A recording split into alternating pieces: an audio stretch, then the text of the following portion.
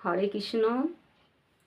এই বৈশাখ মাস অত্যন্ত পবিত্র মাস, তাই এই বৈশাখ মাসে শ্রী শ্রী তুলসী দেবীর জলদানের মাহাত্ম্য সম্পর্কে আজকের ভিডিওতে আমি কিছু বলার চেষ্টা করছি। বৈশাখ মাস ভগবানের অত্যন্ত প্রিয় মাস। শাস্ত্রে বর্ণিত আছে যে আমাদের 12টি মাসের মধ্যে 3টি মাস ভগবানের অত্যন্ত প্রিয় মাস। সেটি হলো কার্তিক মাস, দামোদর মাস যেটি আর কি, আর মাঘ মাস, আর এই বৈশাখ মাস। সেই 3টি মাসেরও মাহাত্ম্য আছে, সে প্রসঙ্গে আমি এখন যাচ্ছি না। বৈশাখ মাসে তুলসী দেবীর জলদানের মাহাত্ম্য নিয়ে আমি বলছি। তো এই বৈশাখ মাসে আমাদের অত্যন্ত পবিত্র মাস, এই কারণ এই বৈশাখ মাস অক্ষয় তৃতীয়ার মাস। আমরা যেটুকুই আর কি পুণ্য অর্জন করব, আমাদের এই মাসে কিন্তু সেটা অক্ষয় হয়ে থাকবে। এই মাসে আমাদের দ্রৌপদীর বস্ত্রহরণ হয়েছিল। তো আমাদের দ্রৌপদী একবার ভগবানের আঙ্গুলে আঘাত লেগেছিল। তো সে নিজের বস্ত্র ছিঁড়ে পড়ে সেই কড়ি আঙ্গুলে আমাদের দ্রৌপদী যখন বেঁধে দিয়েছিল, তার প্রতিদানে এই বৈশাখ মাসে কিন্তু দ্রৌপদীর দুর্যোধন বস্ত্র হরণ করেছিল। তখন কিন্তু আমাদের ভগবান যখন আমাদের দ্রৌপদী গোবিন্দকে স্মরণ করলেন, তখন ভগবান গোবিন্দ এত বস্ত্র আর কি দিয়েছিল। ওই যে এইটুকু বস্ত্র দ্রৌপদী কিন্তু ভগবানের আঙুলে বেঁধেছিলেন, তার জন্য ভগবান এত বস্ত্র দিয়েছিলেন যে দুর্যোধন টেনে শেষ করতে পারছিল না আর কি, একদম অজ্ঞান হয়ে গেছিল। তাছাড়া এই মাসটা আমাদের, যেটা তুলসী দেবীর জলদানের মাহাত্ম্যের কথা বললাম, তো এই মাসটা সূর্যের একদিকে তো অত্যন্ত সূর্যের তাপ হয়, তাই যেগুলি বৈষ্ণব বিষ্ণু ভক্তগণকে জলদান করলেও অত্যন্ত আমাদের শ্রীহরি প্রসন্ন হন, খুশি হন। আর তুলসী দেবীতে জলদান করলে তো শ্রীহরি অত্যন্ত খুশি হবেনই, কারণ আমাদের তুলসী দেবী তো ভগবানের অত্যন্ত প্রিয়। কারণ আমাদের ভগবানের তুলসী দেবীরও একটা কাহিনী আছে, সেই প্রসঙ্গেও আমি যাচ্ছি না। তুলসী দেবী হলেন অত্যন্ত সতী দেবী ছিলেন। তার ওই শরীরে নিজে যখন ওই শরীর ভস্ম করে দিয়েছিলেন, সেই ভস্ম থেকে আমাদের তুলসী বৃক্ষের জন্ম হয় আর কি, তুলসী বৃক্ষ হয়। সেই তুলসী বৃক্ষকে ভগবান আশীর্বাদ করেছিলেন যে আজ থেকে আমার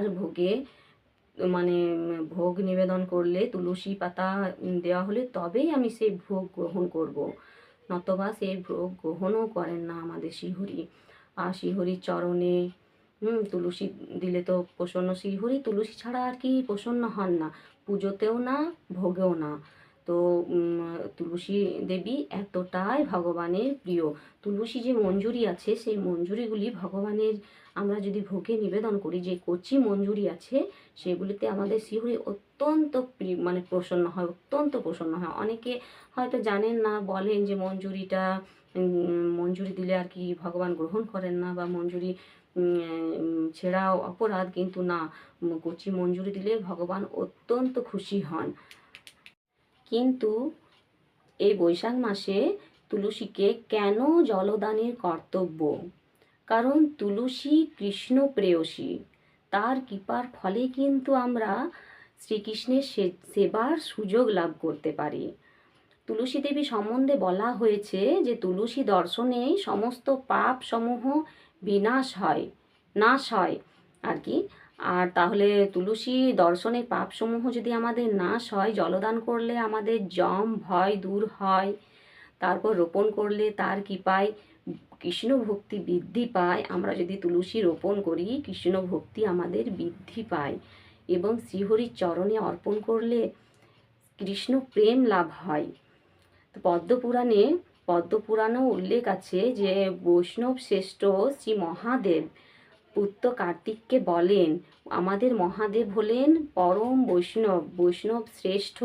সেই মহাদেব তার পুত্র কার্তিককে বলে যে সর্বে দেব্য পত্র পুষ্পেভ্য সত্যমা তুলসী শিবা সর্বকাম প্রদা শুদ্ধা বৈষ্ণবী বিষ্ণু সুপ্রিয়া।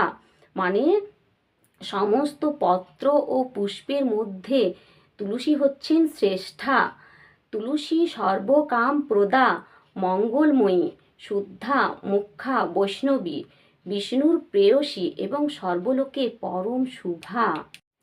যে ভক্ত নিষ্ঠা সহকারে ভগবানের উদ্দেশ্যে যদি শুধু একটি তুলসী পত্র এবং এক অঞ্জলি জল নিবেদন করেন আমাদের ভগবানকে আর কি, তাহলে ভগবান সেই ভক্তের বশীভূত হয়ে পড়েন। তাই কৃষ্ণ ভক্তগণের উচিত এই মাসে, এই বৈশাখ মাসে তুলসী বৃক্ষে ও শালগ্রাম শিলায় জলদানের ব্যবস্থা করা। সমগ্র বৈদিক শাস্ত্রে পুঙ্খানুপুঙ্খভাবে অধ্যয়নের ফলে চরম প্রাপ্তি যে কৃষ্ণ প্রেম, বৈশাখ মাসে শ্রী তুলসী দেবীকে জলদানের মাধ্যমে তা অতি সহজেই লাভ করা যায়, অতি সহজেই আমরা তা লাভ করতে পারি। তো তুলসী দেবী জলদানের মন্ত্র হলো গোবিন্দ বল্লভাং দেবীং ভক্ত চৈতন্য কারিণীম স্নাপয়ামি জগদ্ধাত্রীম কৃষ্ণ ভক্তি পদায়িনীম। শ্রী গোবিন্দের প্রিয়তমা জগৎ জননী, সকল ভক্তকে কৃষ্ণ চেতনা প্রদায়িনী এবং শ্রীকৃষ্ণের ভক্তি প্রদানকারিণী শ্রীমতী তুলসী দেবী, আপনাকে আমি স্নান সেবা নিবেদন করছি। হরে কৃষ্ণ, হরি बोल।